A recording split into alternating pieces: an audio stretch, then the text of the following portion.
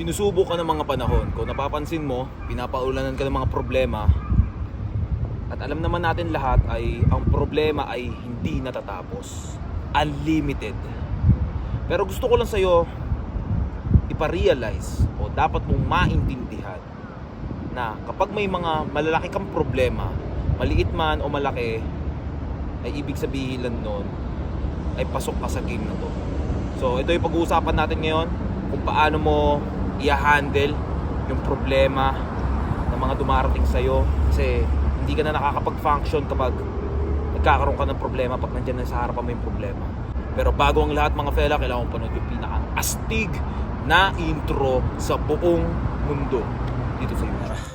Pinabilog-bilog ko ang tao, ayaw magpasakop sa mga bobo. Gusto ko lang salohin ang mga pera ko, ayoko lang sila isabit sa mga pangarap ko. Kadalasan sa mga normal at sa mga worms na mga tao ay kapag nakakarap sila ng mga problema, ang ginagawa nila ay natutulala sila at nabibigla sila at hinihiga nila sa kama. Kung ano man yung problema mo na yan, no? Kunyari, magbibigay tayo ng mawalan ka ng pera, no? Problema yon. Kunyari, last money mo na yon. Ang ginagawa ng karamihan ng mga worms ay pupunta agad sila sa mga tropa nila. Alam mo ba pre, nawalan ako ng pera pre. Nalaglagan ako, nakawan ako. Kakalat nila sa buong barangay, sa pamilya nila, sa mga tropa nila, sa girlfriend nila. Sabihin nila na nawalan sila ng pera. Kung gaano nangyari yung kasama, kung gaano kabad yung araw nila. Pero hindi yun ang pinakang best solution. Ang pinakang best solution ay sumatap ka na lang, maghanap ka ng paraan na makuha mo ulit yung pera. Mag-work ka, mag-business ka, or kung ano man, basta humaslin ka. Diba? Yun ang pinakang best way para mabawi mo agad. Wala ka namang magagawa eh.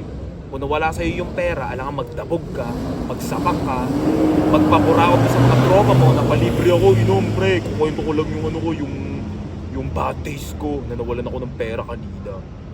Isipin mo, namburaot ka na ng alak, tapos ang best way mo, sirain yung inuman session ninyo, pag-uusapan yung nawalan ka ng pera. Anong klase yun? So ngayon mga fella, no?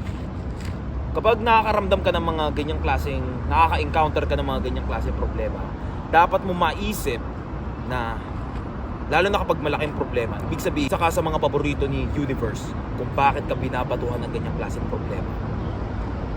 Dati ang problema mo lang ay tumambay, wala yung tropa mo kasi may pasok sila sa school, hindi tugma yung schedule ninyo.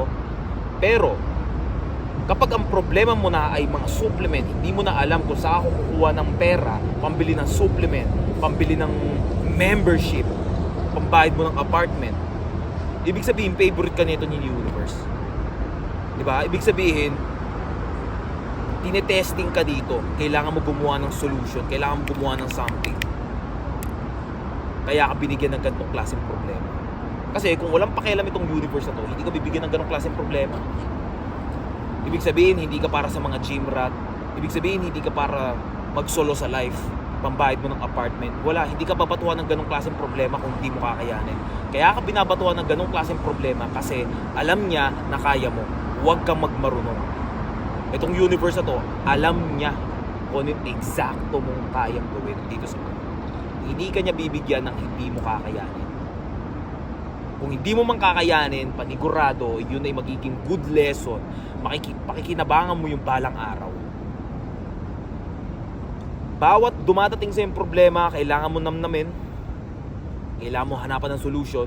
Hindi ka umiyak, umilata, matulog, pang-worms activities, yung mga galawan ng pang-worms. Hindi yun ang dapat mong isolusyon. Hindi yun ang dapat mong gawin. Pag marunong ka na mag-solve ng mga maliliit na mga problema, bibasican mo na lang yung balang araw.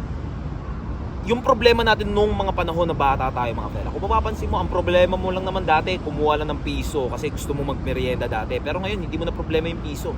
Afford mo na siya.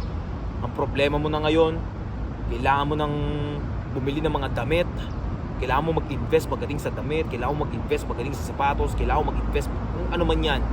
Diba? Nag-level up yung problema mo. Kasi binasican mo lang yun noon. Sinolusyonan mo lang noon. Dati pala, kailangan pala magbenta ako ng steak o sa school. O ngayon, nagkaroon ka na ng piso, may pambili ka na ng merienda mo. binebenta mo yung lunchbox mo dati para meron kang mabiling kung ano man dati. Kumbaga, sa madaling salita mga fella, yung mga maliliit na problema, kapag sinusolusyonan mo, meron laging resulta yan. Yung mga problema mo ngayon ng mga malalaki, kapag sinulusyonan mo yan, sinisigurado ko din sa lahat ng mga fellas ay makikita mo rin yung isa sa mga magagandang resulta. At mapapakinabangan mo yan balang araw. Huwag ka na magre-reklamo kung ano man yung mga binibigay sa'yo ng problema dito sa Earth dahil para din yan sa'yo.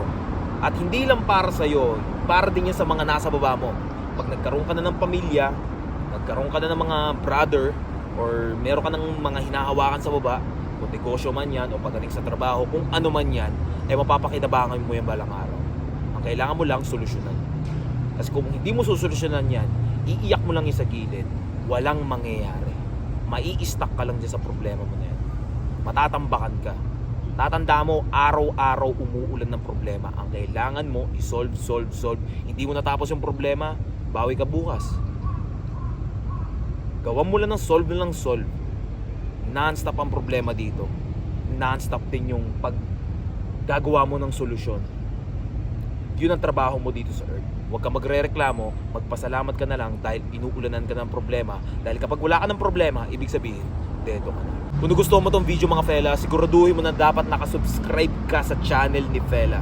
At click mo yung bell button para hindi mo ma-miss yung chance na mga binibigay kong mga tinuturo ko dito, yung mga nalalaman ko, yung mga pinagdaanan ko, na isa to sa mga magbibigay sa'yo na shortcut or para hindi mo na madaanan pa yung mga pagkakamali ko noon.